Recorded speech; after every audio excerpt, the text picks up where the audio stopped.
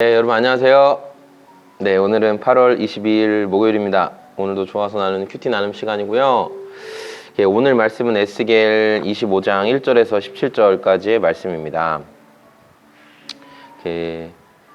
25장부터 32장까지는 하나님께서 이스라엘을 이렇게 심판하실 때 이스라엘에 대해서 이스라엘이 심판받는 것을 좋아하고 또 이스라엘을 대적했던 그런 여러 나라들을 향해서 함께 그들도 심판하실 것이다 라는 내용이 이제 32장까지의 주된 내용인데요.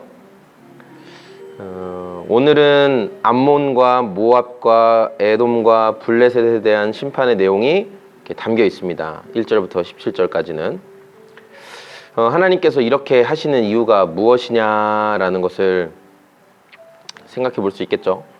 먼저는 이스라엘이 멸망당하고, 그러니까 이스라엘이 주변의 강대국에 의해서 이렇게 포위당하고 또 멸망당하고 할 때 좋아했다는 거예요. 특별히 암몬 자손들은 너희들이 이스라엘 너희 잘 망했다, 꽃이다, 아주 잘 됐다.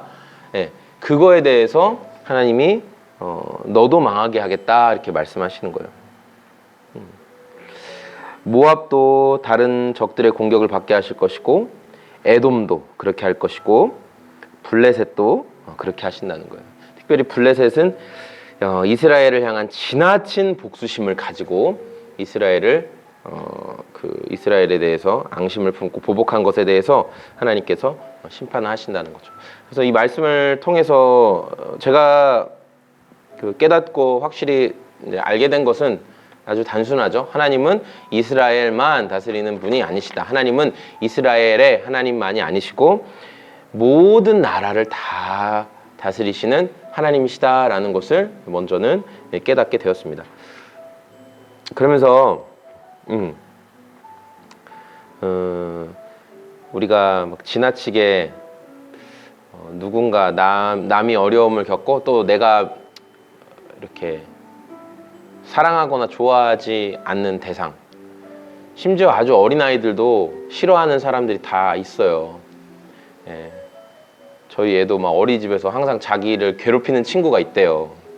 저녁 때마다 오늘은 어떤 땡땡 친구가 잘 보냈어? 어린이집에서 별일 없었어? 물어보면 오늘도 그 친구가 자기를 좀 괴롭혔다 얘기를 하기도 하고, 어떨 때는 오늘은 괜찮았다, 그냥 자기한테 별로 신경 안 쓰더라, 그렇게 하기도 하고.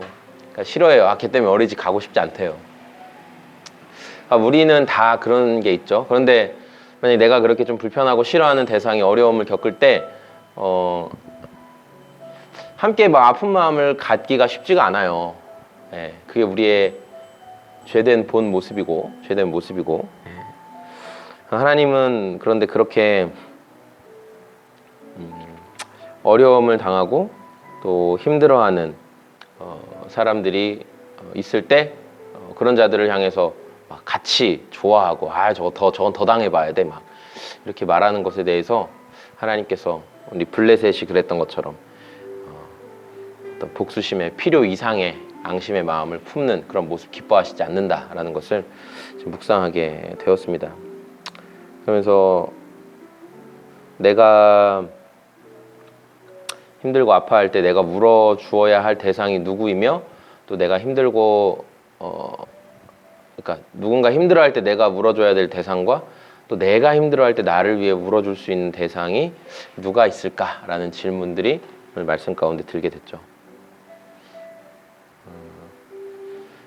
요새 조슈아 해리스 목사님이란 분의 이야기가 또 좀 말이 많죠. 네, 이 책, 교회 그냥 다니지 마라 라는 책을 쓰신 목사님이고 여러 책을 많이 쓰셨어요. 저는 이 책이 너무 이분이 21살 때 노 데이팅이라는 책을 써가지고 노 데이팅이라는 책을 써가지고 스타 작가가 됐어요.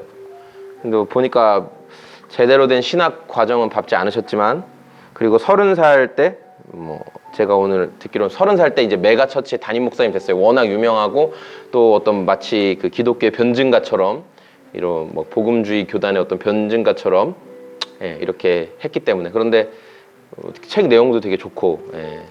그렇지만 그분이 요새 이제 자기가 기독교 신앙에 대해서 회의감을 좀 느끼고 있고 예, 그래서 아내와도 이혼했고 자기 아내와도 이혼했고 SNS에 이제 올린 거예요. 아내와도 이혼했고 그동안 자기 설교로 인해서 상처를 주었던 뭐 성소수자, 뭐 동성연애자, 뭐 그때 그런 사람들한테 뭐 사과한다, 막 이런 글도 올리고 해가지고 지금 좀 어려움이 뭐 이제 교계 안에 이제 이런 거에 관심 있는 분들은 막 되게 이게 뭐야 무슨 일이야 막 이렇게 된 상황인데 그 우리가 그 믿음을 떠날 수 있느냐 우리 인생에 분명히 어두운 밤과 같은 때가 찾아오거든요. 예. 그러니까 지금 여러분 믿고 있는 그 믿음을 너무 맹신하거나 과신하지 마세요. 이 목사님은 메가처치, 그러니까 메가처치는 엄청 사람이 막 10,000단위 이상 모여야 메가처치라고 하잖아요. 그런데 담임 목사를 할 정도로 뭐 인정받고 그런 사람이었어요. 근데 그 사람도 이제 아내와 이혼하고 자기는 하나님에 대해 잘 모르겠다 이제 이렇게 얘기를 했어요. 솔직한 것 같아요. 차라리 솔직한 것 같아요. 네.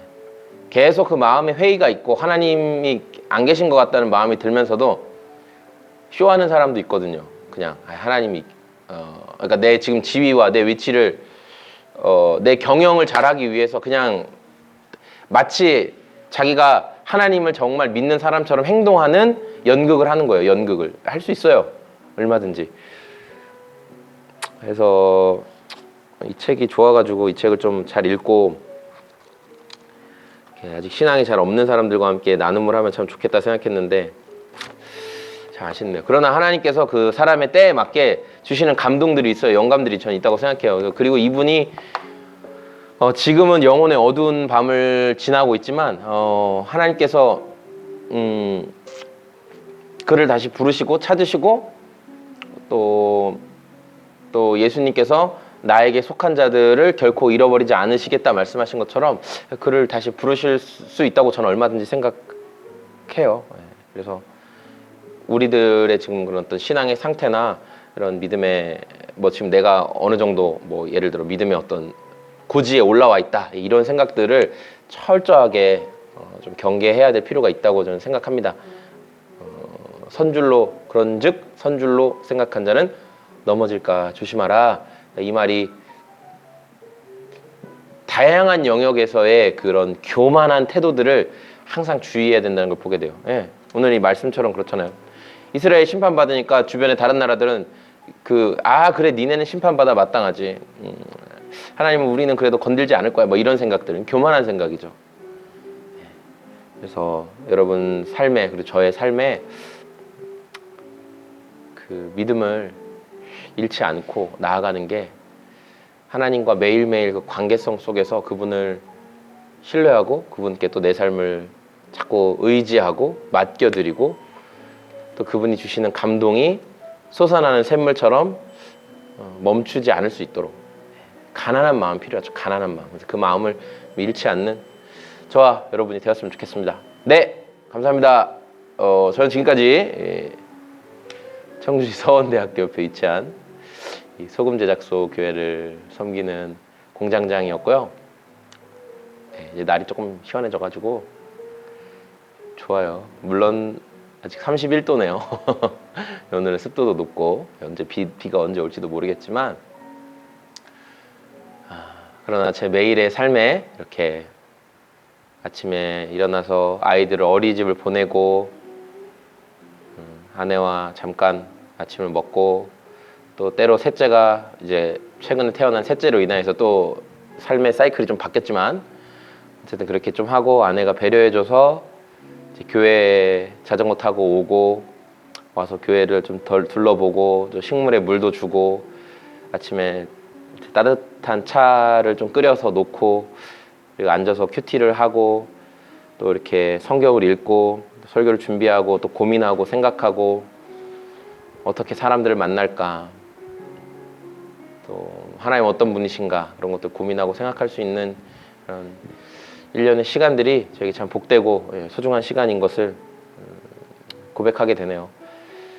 매너리즘에 빠질 수 있는 상황이죠, 우리 인생이. 그리고 늘 복음에 대해서 말하다 보니까 목사로서 매너리즘에 빠질 수 있어요. 그러나 저도 그렇고 여러분들도 그렇고 복음의 그 감격을 잃어버리지 않도록 정말 죽어 마땅한 죄인된 나를 주님이 건져주시려고 기꺼이 예수님 자신의 목숨을 희생해 주셨다는 이 놀라운 사실은 우리가 평생을 정말 놓치지 말아야 할, 또 그 감격 가운데 살아야 할 이유가 되는 것 같습니다. 감사합니다. 네, 오늘도 좋은 하루 되시고요. 그래서 목요일이에요.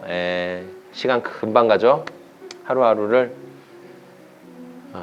알이 꽉 찬 이제 포도송이처럼, 좀 있으면 포도철이네요. 포도송이처럼 그렇게 주님과 함께 보내시길 바랍니다. 감사합니다. 청주에서 여러분들을 응원하고 사랑하고 기도하고 우리 함께 큐티 나눔하시는 분들, 들으시는 분들 축복하고 잘 될 겁니다. 여러분, 말씀이 여러분을 붙들어 주시고 정말 어렵고 괴로울 때 말씀이 여러분의 마음 가운데 살 소망을 주실 것입니다. 소망이 우리를 부끄럽게 하지 않을 것입니다. 감사합니다. 안녕히 계세요.